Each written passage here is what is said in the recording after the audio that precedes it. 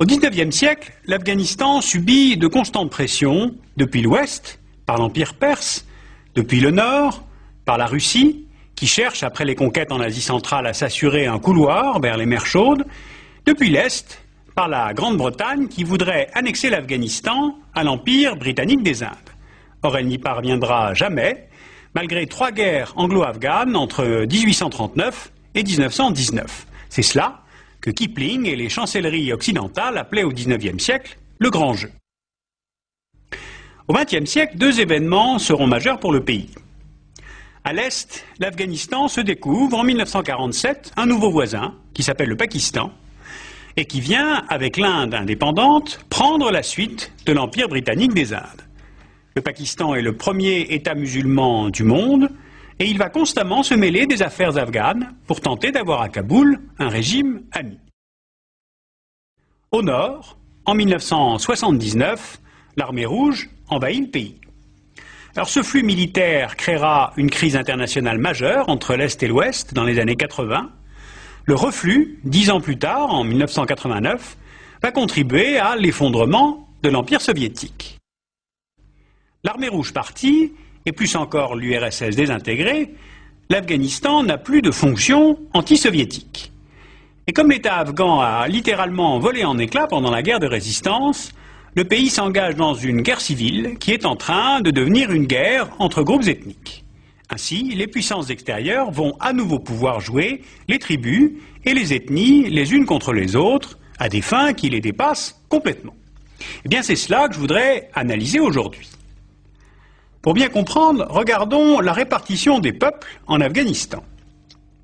Dans les vallées du nord et de l'est, les Tadjiks, qui sont des descendants des Perses, à l'est, les Nouristanis, au nord, les Ouzbeks, les Turkmènes et les Kirghizes, le long de la frontière de l'ancienne Union soviétique.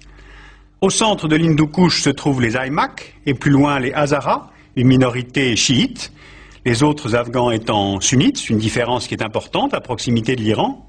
Les Baloutches dans le sud-ouest, à cheval sur la frontière afghano-pakistanaise. Et puis la dernière pièce du puzzle qui manque, ce sont les Pashtuns, la plus importante ethnie historiquement, politiquement et numériquement. Ils sont 12 millions, dont 6 du côté afghan et environ 6 du côté pakistanais. Eh bien, c'est à ce stade de mon raisonnement que peuvent entrer en scène les talibans. Les talibans sont partis du sud du pays pour progresser en direction du nord et se sont finalement installés à Kaboul en octobre 1996, avec depuis un front militaire mouvant. Taliban, cela veut dire étudiants dans les livres. Ce sont des jeunes garçons qui viennent des madrasas, c'est-à-dire les écoles coraniques rurales du sud de l'Afghanistan, c'est-à-dire situées en zone pachtoune dans cette région-là du pays que vous voyez. Et de fait, quand on superpose les zones conquises militairement par les talibans en 1996 avec les zones de peuplement en pachtoun, on a presque la même indication, presque la même limite. Alors pourquoi ont-ils progressé si vite? Plusieurs éclairages sont nécessaires pour comprendre. D'abord, à l'intérieur du pays, les talibans ont bénéficié d'une certaine lassitude de la population afghane face aux commandants de guérilla et des gouvernements moudjahidines de Peshawar, incapables de faire la paix dans le pays, alors qu'ils avaient si bien su faire la guerre contre les soviétiques. Ensuite, à l'extérieur, les talibans sont soutenus par les services de renseignement pakistanais. Pourquoi? Il faut changer d'échelle pour comprendre le calcul. Le Pakistan soutient le mouvement des talibans parce qu'il cherche depuis toujours à mettre en place à Kaboul, je vous le disais, un régime ami. Beaucoup d'officiers pakistanais étant des Pathans, c'est-à-dire des Pashtuns, il y a donc à la fois affinité ethnique, mais aussi affinité religieuse. Ensuite, un régime ami à Kaboul assurerait au Pakistan une sorte de profondeur stratégique dont il est dépourvu face aux voisins ennemis indiens. Et puis le troisième paramètre, ce sont les républiques d'Asie centrale ex-soviétiques qui sont maintenant indépendantes et qui se révèlent très riches en hydrocarbures. Et c'est là où l'on retrouve le grand jeu autour de la Caspienne. Voilà les pays d'Asie centrale au nord de l'Afghanistan.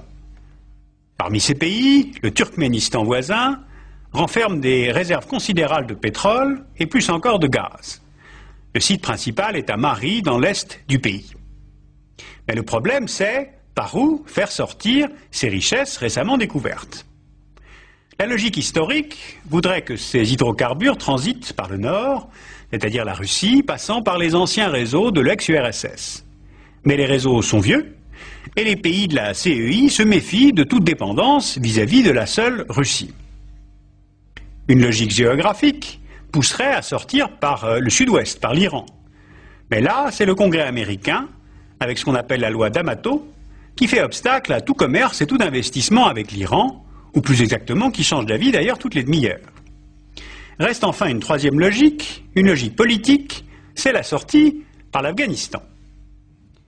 Par sa position enclavée, le pays est un véritable verrou. Or, cette sortie intéresse les compagnies pétrolières américaines, argentines et surtout pakistanaises, qui cherchent à empêcher toute évacuation des hydrocarbures par l'Iran ou par la Russie. Mais pour réussir cette sortie, il faut réunir les conditions financières, techniques et plus encore de stabilité politique, et ce peu importe la nature du régime afghan. Si l'on veut construire un oléoduc-gazoduc partant de Mari, transitant par l'ouest, puis le sud de l'Afghanistan, puis l'ouest du Pakistan pour arriver au port de Gwadar, on voit que l'on traverse, pour la partie afghane, la région majoritairement pashtoun-talibane. C'est là, on l'a compris, l'intérêt du Pakistan, autant politique que énergétique que économique. Avoir un régime ami à Kaboul, assurer l'approvisionnement énergétique du pays et toucher les royalties s'il y a transit vers l'extérieur. Pour évacuer par une liaison directe gaz et pétrole d'Asie centrale, les compagnies américaines Unocal, saoudiennes Delta, argentines Bridas ont déjà investi massivement, et investir, cela veut dire parier sur tel ou tel mouvement de guérilla. Évidemment, ce qui est calculé là n'a rien à voir avec des affinités religieuses. Fondamentalisme et hydrocarbures peuvent fort bien cohabiter et trouver des intérêts communs, provisoires ou non.